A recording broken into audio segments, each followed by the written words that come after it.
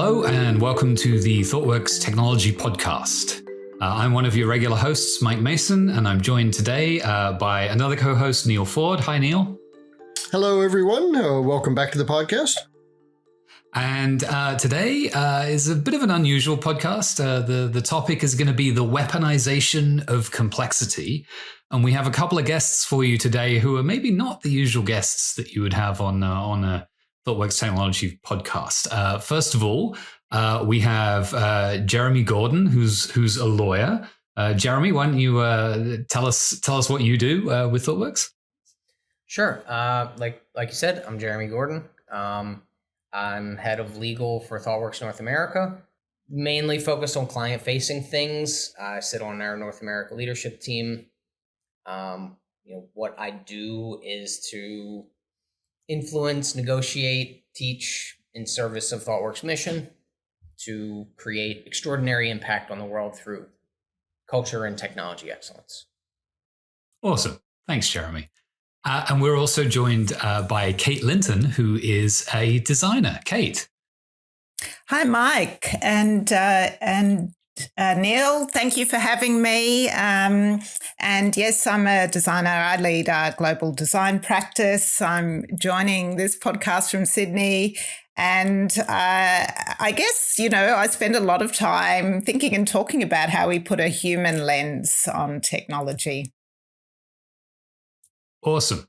Thanks very much, Kate. And since, we do have a lawyer on the call on the podcast today, we should probably make a little disclaimer. We are going to be talking about some things that involve legal stuff, but we are not attempting to give legal advice. We are coming to you today speaking as individuals with our own opinions, which are not necessarily the opinions of Thoughtworks. Jeremy, is that a reasonable disclaimer, or would you add anything to that? Yeah, I wouldn't add anything. I think that's perfect. We're not your lawyers, and we're not speaking for Thoughtworks right now. We're having a fun conversation about an interesting topic. Okay. So Neal, why don't you introduce the topic? Weaponization of complexity. That's a big one. Indeed. Well, this is a great example of one of these topics that comes up during our Doppler meetings when we're trying to put together the technology radar. And this is our most recent meeting was right around the time there was a lot of news about NFTs, and the hype kind of bubbled and exploded around NFTs around that time. And we originally had some conversation about this and thought about creating a theme, but it was not appropriate for a theme. It was much more appropriate for a podcast, and voila, here we are. But it was the realization that NFTs seem to be the latest manifestation of building something really complicated to hide the fact that you are building a scam or you're doing something nefarious behind the scenes. And it just seems like this is the latest great example of that. And I know Jeremy has a few opinions about what he thinks about these kind of. Yeah, well, when you brought up NFTs, I sort of went to, crypto in general, and how it for me, it's essentially the platformization of being able to commit financial crimes, right? If you think of crypto the way I think of it, which is that it's a greater fool scam. It's a worthless asset that only has exchange value, no use value. So whatever I paid for it, I can only benefit financially if I find someone else who will pay me more later, right? So that's the baseline. But then within that, there's multiple additional scams, right? And they run the gamut from just plain old fraud to putting in a virus as a payload in an NFT, to a pump and dump, to a rug pull, right? And you have to get your own glossary to even know what I'm talking about, some of these, but it's like a Russian nesting doll of financial crime is how I describe it. But it's a great example of our premise here that it's so complicated that most people don't understand, what an NFT is, because it's based on a blockchain and so, at some point, what's the Arthur C. Clarke quote that any sufficiently advanced technology is indistinguishable from magic. And so this at some point just becomes magic, and it's easy to scam people with magic. Well, and I think within the crypto space as well, when pushed on some of this stuff, crypto proponents actually do say, well, you obviously don't understand it, which is very close to have fun staying poor, like it's those two phrases. You obviously don't understand this and the other one. Yeah, that's sort of the standard response is you don't understand this, and that's why you won't make any money off of it. And they're not wrong, actually. But what they mean, or what they ought to mean, is that you don't understand the scam, and therefore you won't make any money off it. If you understood the scam, you'd get in early, knowing that it's a greater fool scam, and the only people who can really profit off of it are the people in at the beginning. But again, it's one of those kind of scams where you could either be on the front end or the back end, right? You could be the person who is buying early to then pump and dump it, or you could just be told you're the person who's buying in early, but really you're the person it's getting dumped on, and you really never know. But people hear cryptography and they hear blockchain, and then they hear that mashed up with some utopian vision of a technologically perfect future, and they think, well, of course, I want this, and of course I could spend $500 to get some kind of hideous ape NFT because it's going to be worth $1 million at some point. Well, one of the examples that we cited during our meeting was what we're calling the Dune thing. But I did a little research for this podcast. This was the NFT where this crypto group bought basically a copy of a rare book that there are only 20 of, and they were going to slice it up and create NFT tokens of the pages and then burn the physical copy to create some sort of alternative art thing and sell NFTs of the actual pages. And then they were notified that all that actually purchased was the NFT. They did not own a copyright, that they could not publish any of the contents of the book that they'd purchased, that they had basically just bought a rare book, and that's all they had is a copy of a book and a pointer, an official pointer on a blockchain somewhere that said they were the owners of this book. And so they were mad about that. Can I just point out the language that we often use with complex technology like this? So NFT, an acronym that probably for the average person, they don't know what an NFT is, and acronyms are widely used in technology. They're alienating. They're really they're not user-friendly language. And most people don't understand what a non-fungible token is. And when it comes to JPEGs on the internet, they really don't understand where the intrinsic value is. And the truth is, sadly, we've discovered there is no intrinsic value. It's a JPEG on the internet. It can be copied. Sure, it's on the blockchain. We can see who owns it. But owning it has very little value in reality, and we've seen the value diminish, even though buyers bought into the promise that this would be an investment that would go up in time. So, part of this complexity is the language that we use, which is, we all work in technology. This is the language we talk day to day, but to the average person, they really don't understand it. Yeah, I love that. And think about what is ownership. I think, in lawyers, the law understands ownership to be a bundle of rights, right? It is the right to exclusive use. It's the right to exclude others. It's the right to do things with what you own. And in intellectual property rights, there are a number of other rights that come with it. But we talk about owning an NFT. What do you own? If it's a picture, you don't have the right to prevent others from copying it or using it or modifying it. Do you really own anything? It seems to me like what you've done is paid someone.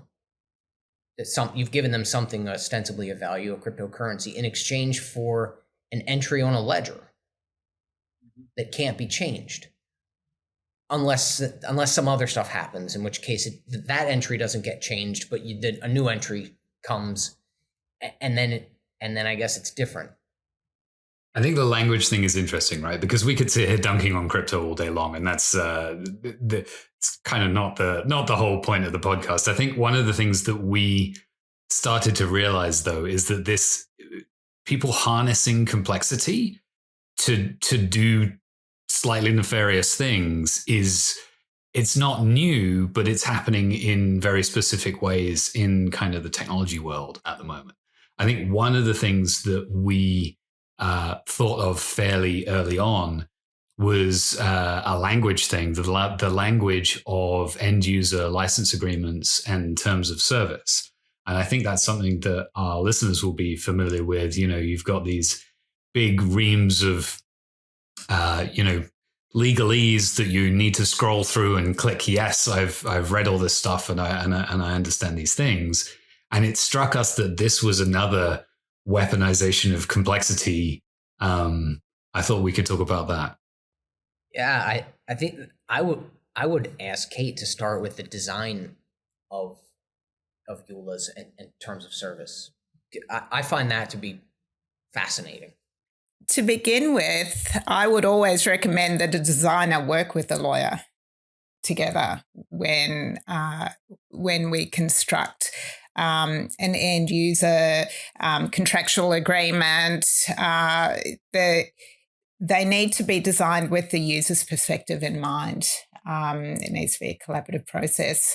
The reality we all know is that customers don't read large amounts of information online, and usually they're looking at terms and conditions and end user agreements online. So we know that information needs to be chunked down, it needs to be summarized, we need bullet points, we need plain language, and we need to test this out with users. We need to test that they understand, that they comprehend, that they're going to spend the time to read them.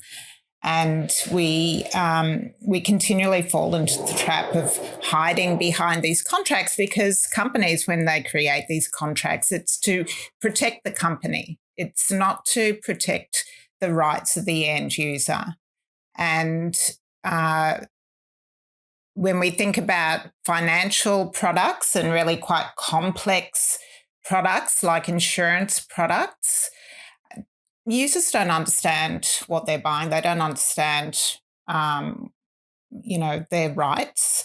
So how do we work together to make sure that they really understand what they're purchasing upfront in plain language? And there's a lot of simple design patterns that you can use to chunk down the information, creating a really good index at the start so that they can go to the sections that they find most interesting and relevant, and making it user-friendly and making it work online.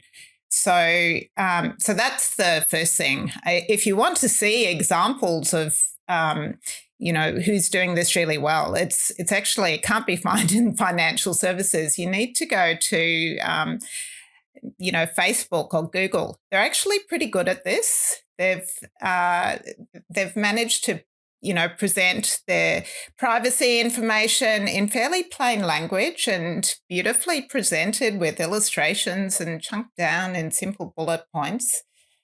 So they do present a very human face to their contractual terms and conditions. Of course, there's a lot in there that they don't tell customers. Yeah, I think from when I think about the EULAs or accepting cookies, things like that, there's this saying that I love, which is people do what they feel like. And then they come up with a reason for it afterwards.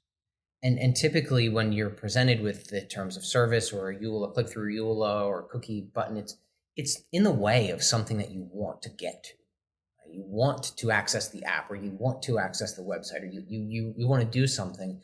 And then you have to click this thing and read through all this language. And so you just click yes, because you want to get to the thing that you want. And then afterwards you kind of rationalize it. Well, I don't really care about that. I don't have anything to hide.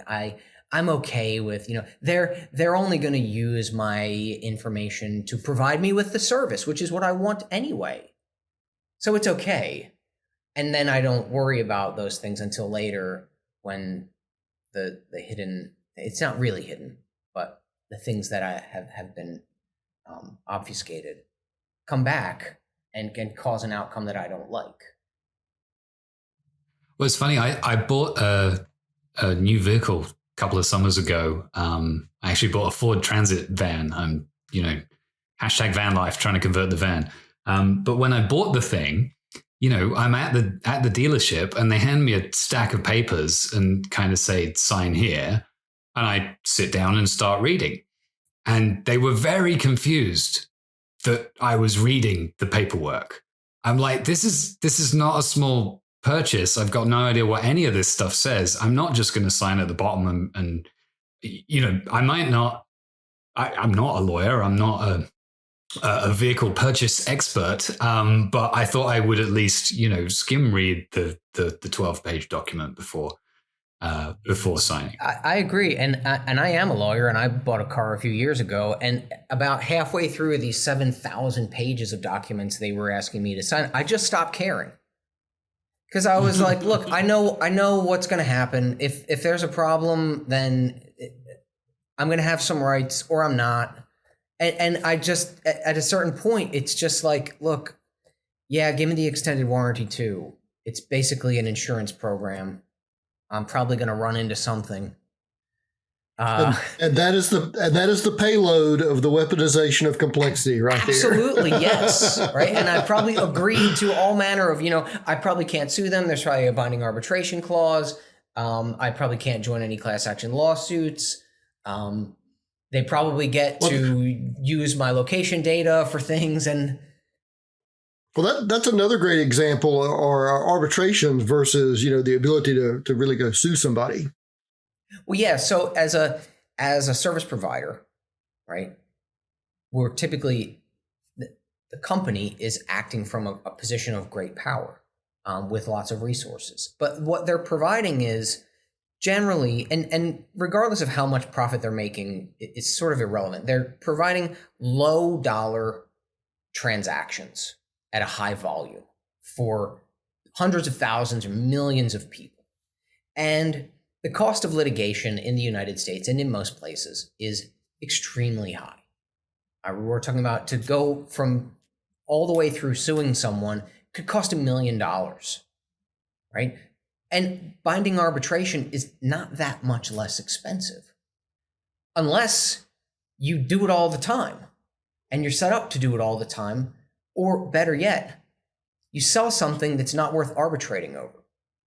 So for example, if I'm a telco and I sell a 2-year contract for, $50 a month, yeah, it's a fair amount of money, but the cost to arbitrate that, if I don't perform, for me is fine. Okay, I would pay it, but no reasonable consumer would spend $100,000 over a $2,000 cell phone contract.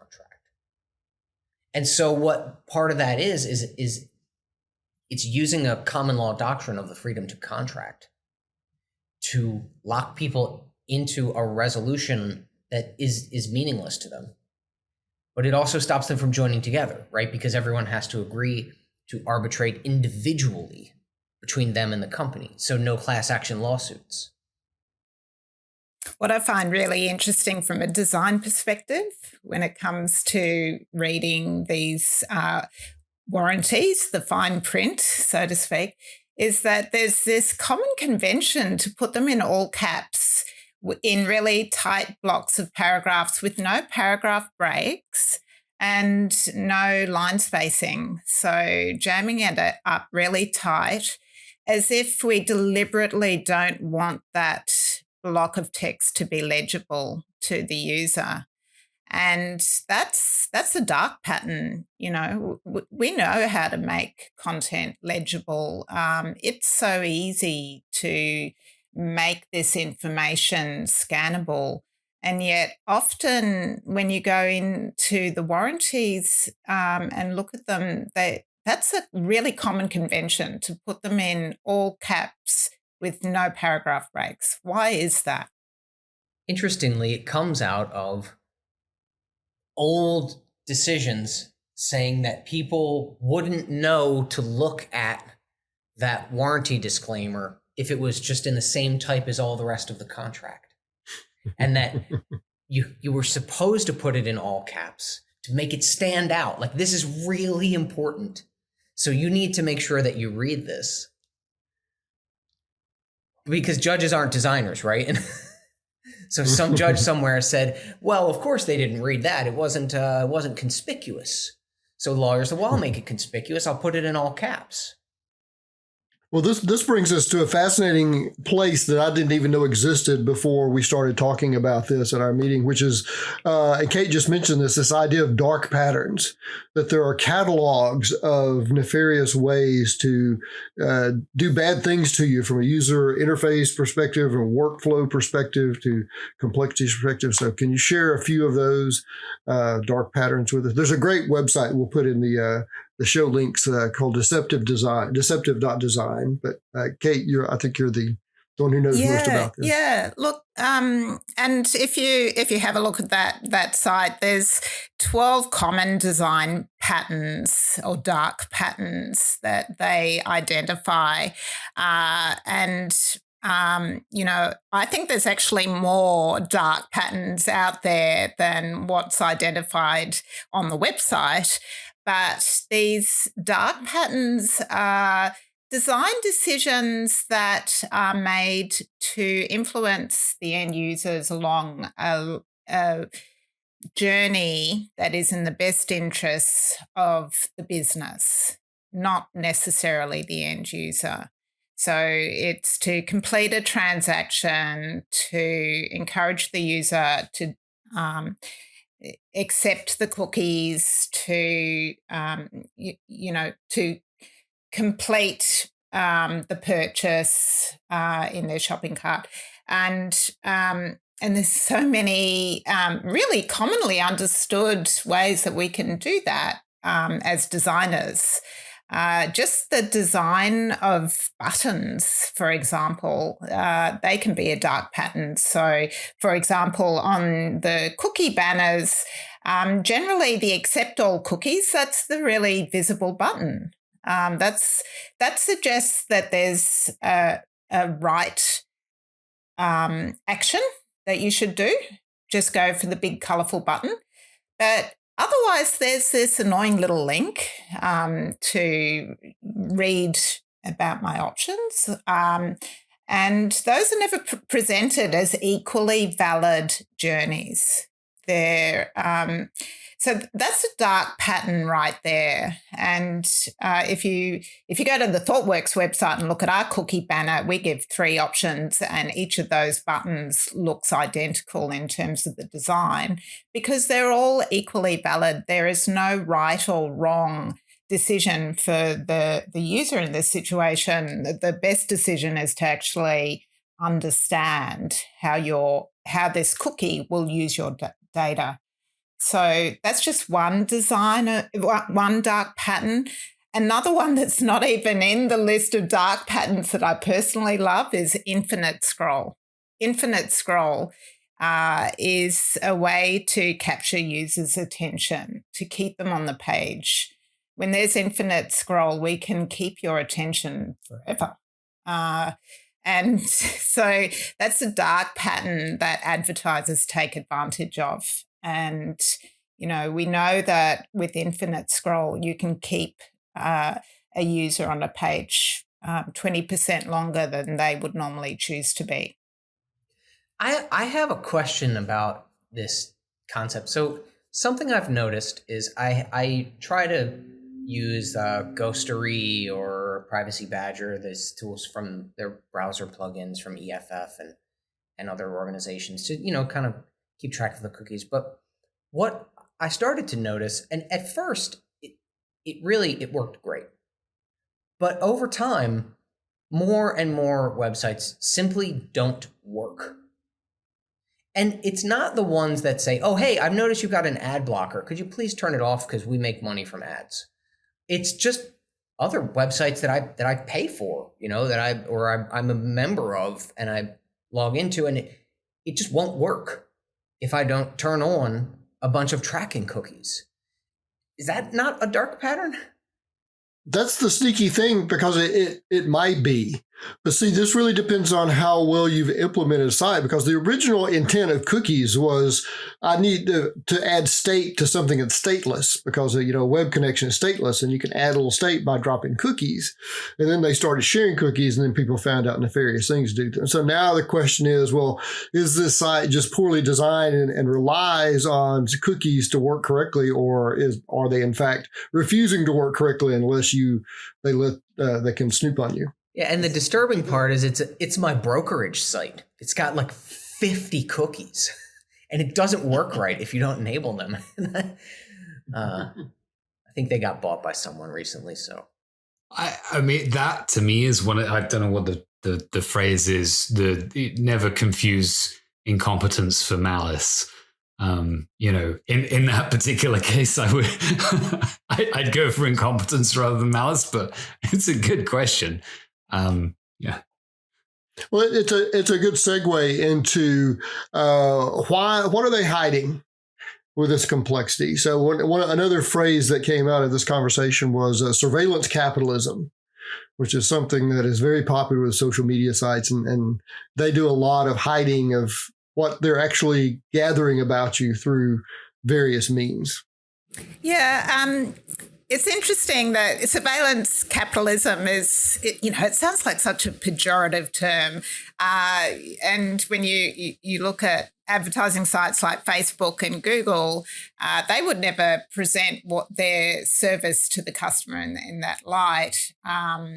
But at the end of the day, Facebook and Google, they're advertising companies. That's how they make their revenue.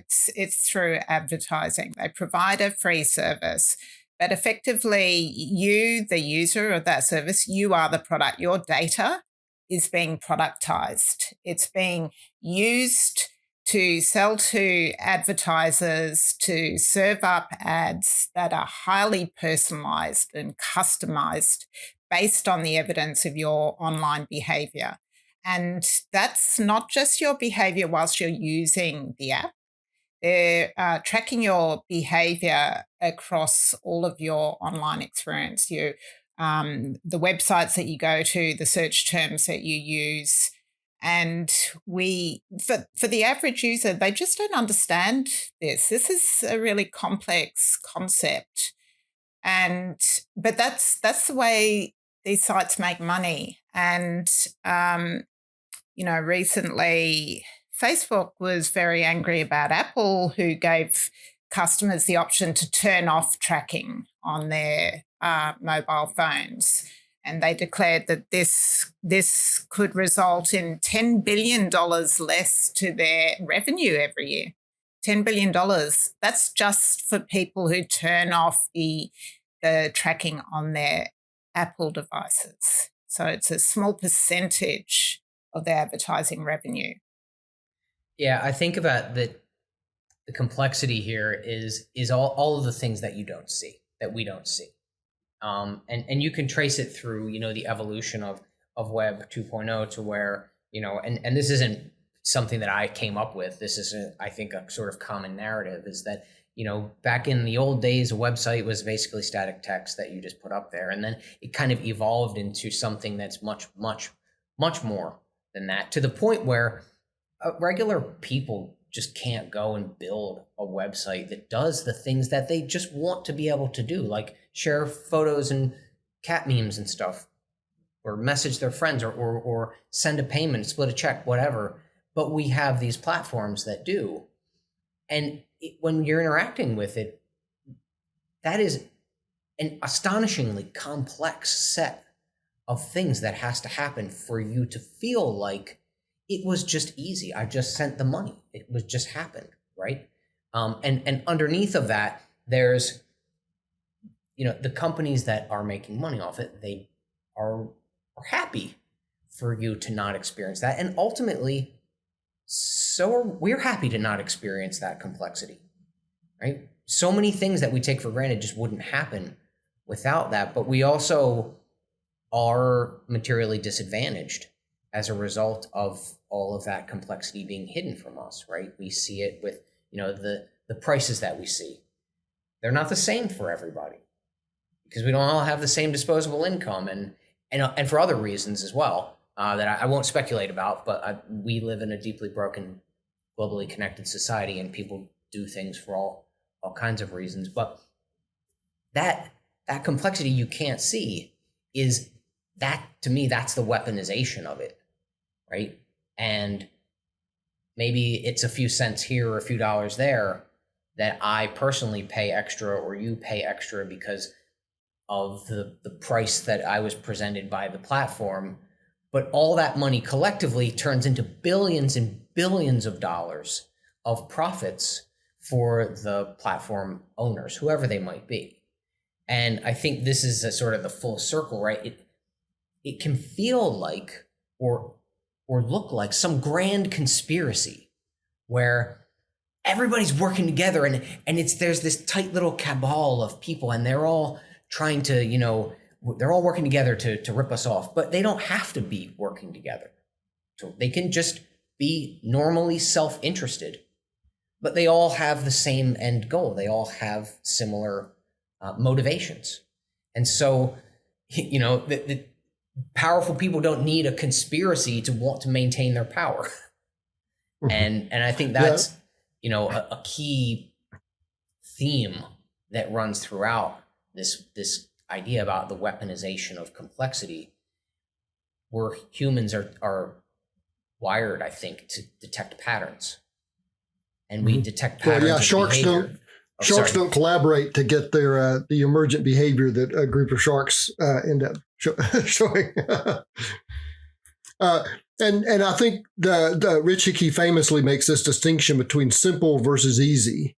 And a lot of times when you have something that's complex, you can make it easy, but to do so, you insert yourself as a middle person.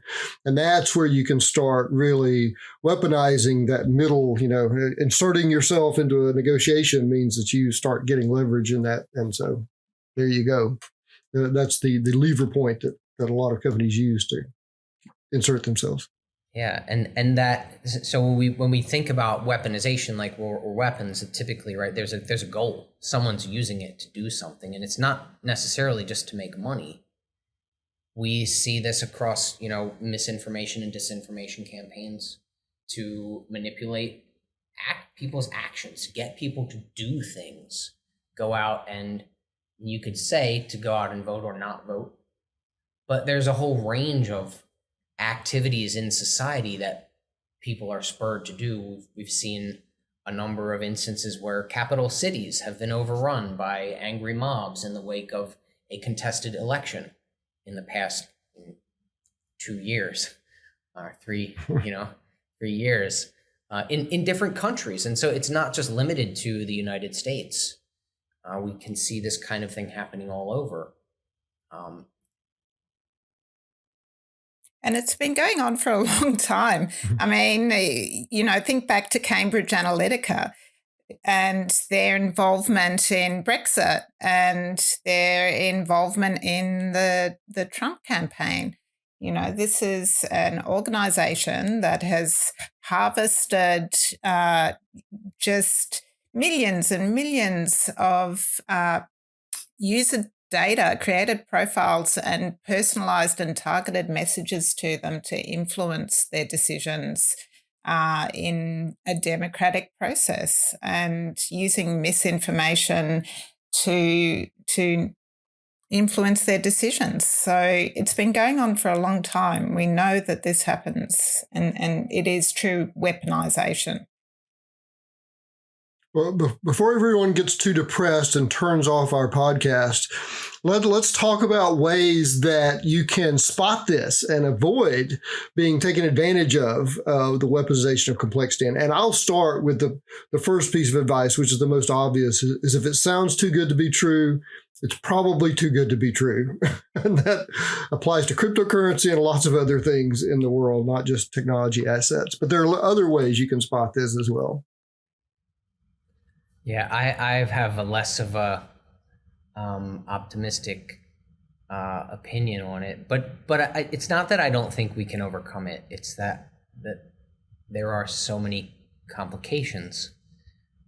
I was thinking about this morning, if it sounds too good to be true, it probably is. But there's an issue with that these days. There's so much misinformation that is regularly shared as fact that too good to be true just doesn't mean what it used to. Right? And you can look around, and our environment it's full of lies and liars. And there's books written about it, the lying liars and the lies that they lie. And so, we have to become better at critically analyzing not just the thing presented to us, but really all of this information in our environment to determine what too good to be true really means. And I think people can do that. We're really good at it, actually, if we slow down and think slow about it. Well, and I think there are parallels in history. Back when the printing press first came out, pamphleteering was extremely popular. And, a lot of people believed everything that was printed on paper because, hey, if it's on paper, it must be, it carries weight. But then people slowly realized what is actual journalism and what is less reliable. And we haven't achieved that yet in the digital world because it's so much easier to hide the differences. And, this is part of this weaponization that you can make videos on YouTube of a very perfectly reasonable sounding person in a nice studio who's arguing with a straight face that the world is indeed flat and that every airline pilot is in on a vast conspiracy and try to make that sound. And there's a significant portion of people who believe that because it's spoken in a soft voice in a nice studio. So, the ability to make things look good is a little bit of this weaponization of complexity too. I think there are things that individuals can do to protect themselves. I don't think we can expect your average user to understand or spot surveillance capitalism or to be able to understand all of the terms and conditions before they purchase a product.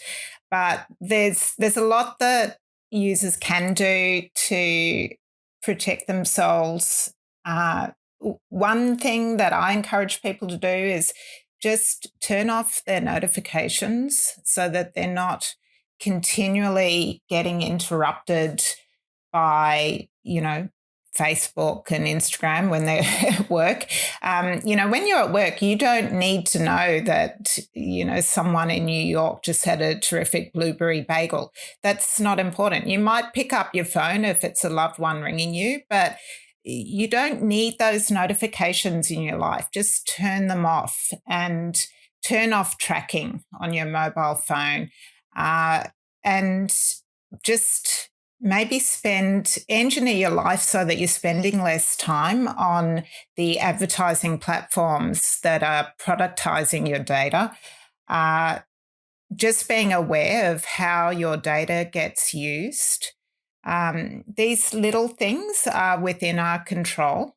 So I always encourage people to do that. A lot of people don't want to just take themselves off Facebook altogether because it does provide a meaningful connection to their friends and families. One day I would love to think that Facebook would offer a premium service that was ad-free, and that their revenue model could change towards a user pays model for that service. We've seen that happen with other. With LinkedIn, for example, they offer premium services. And, I think that there's opportunity for these big advertising businesses to change their business model and diversify. But in the meantime, I think it's up to individuals just to educate themselves about their own privacy and take small steps to protect themselves. And it's even worse in places like India where Facebook and the internet they're essentially the same thing. Particularly if you're doing any kind of e-commerce, it's always on the Facebook platform. And conversely, they have many fewer people looking at, the hate speech and other bad things in India than they do in the West, because they get more regulated in the West about those kind of things. And that's supposed to be the proxy for individuals understanding really complex things. In fact, a lot of financial scams are illegal. And in the U.S., Section 230 has really crippled the government from being able to address this, because for those of you not familiar, it's this piece of an act that basically said a social media site is not responsible for any of the content on its platform, so that they can, basically go wild. Now, maybe somebody like GDPR is going to finally hold them to account. And they're doing something that I think is kind of interesting, because these companies are so big. $1 billion fine is rounding error. But Europe has started charging them percentage of global income as a fine. And I think that's a true disincentive, because the bigger you get, the bigger the fine gets. And, that starts really stinging. And, and if you have to change your behavior in Europe, a lot of times you have to change your behavior everywhere. So maybe our proxies, who are supposed to be protecting us around these things, are finally coming around to seeing some of this weaponization of complexity. I think there's a great metaphor there for me. So there's the individual things we can do. And then there's the things that we need to do as citizens in a society, right? And the metaphor I think about is if you saw someone get hurt at an intersection, maybe they were on their bike and they got hit by a car, you would never just run over and stand above them and scream at them, "I'm calling the local politician to make sure we get a stoplight here," right? You would go and offer them assistance immediately, right? Because there's two sides of that problem. There's that individual responsibility that we can all take, but then there's a systemic issue, right? Both of those things are what ought to happen. And for me, I have a hard time believing that companies could be relied on to do anything to change this. Because the way the system is set up, it's not that they want to do bad things or that they want to weaponize complexity, but it's a system where they have to compete with each other. And when the competitors are doing it, you have to follow suit. There's an organization of people who are a group of people who are organized to make money are always going to come into a situation where the choice is going to be between making money and between doing the right thing, whatever you define that as. And so we should protect them from having to make that decision by acting as citizens to make those kind of behaviors illegal or criminal. And we do it all the time, right? Right? It's a crime to rob someone, right? So maybe it should also be illegal to collect someone's data without their explicit permission every single time. And that is the law in Canada. So for me, there's those two elements, there's two prongs of action. We do need to take some personal responsibility, understand the world, think critically, change our behavior to mitigate those dark patterns, but also we have to come together as citizens to get the one entity that has a monopoly on the use of force, the government, to go and force us all to behave properly, to maybe to reduce some of this complexity, maybe to say that really unfair bargaining positions will just, those contracts just won't be enforceable. And we already have these kind of doctrines. They just haven't really been ported over, to use a technology word. They haven't been ported from analog to digital yet. There's this thing called a contract of adhesion. You can't come across somebody who's stuck in a flooded river and say, I'll help you. It's going to be $5,000 and then I'll help you. You agree, right? And they say, of course I agree. And you pull them out, and then you can't demand $5,000 for that. Right? And I think we know that citizen action can actually motivate government regulation. We've seen that in the past. We've seen citizens get organised. It's resulted in marriage equality in many countries, for example. We're seeing it in terms of the environment. Citizens who listen to the science get organised and motivate their governments to make change. We know that it can work, and it's more of a long-term solution. The short-term thing is just as individuals, you need to also protect your own privacy. Think about your children and not exposing them too much to those advertising platforms, and just making small changes in our own lives.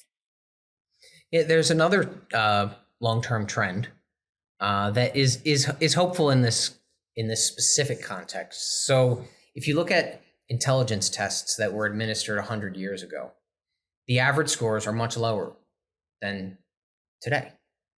And what the intelligence tests are generally measuring is people's ability to synthesize complexity and deal with complexity. And as the world becomes more and more complex, on average, people get better at dealing with complexity. And so that trend would be a hopeful trend. As things get more complex, we do get better dealing with that complexity. And so maybe in another 100 years, we'll be that much more intelligent, more capable of handling this complexity, and we won't necessarily see the same kind of outcomes. The only problem is the nefarious actors will be that much more sophisticated too. So, well, yeah, it'll be our AI overlords by that point. On that note, I think we should wrap. I'd like to say thank you very much to Kate Linton and Jeremy Gordon, our guests, and of course to Neal, my co-host. Thank you all. It's a great pleasure. Thanks very much. Thank you. Thank you. This is wonderful. It's been fun.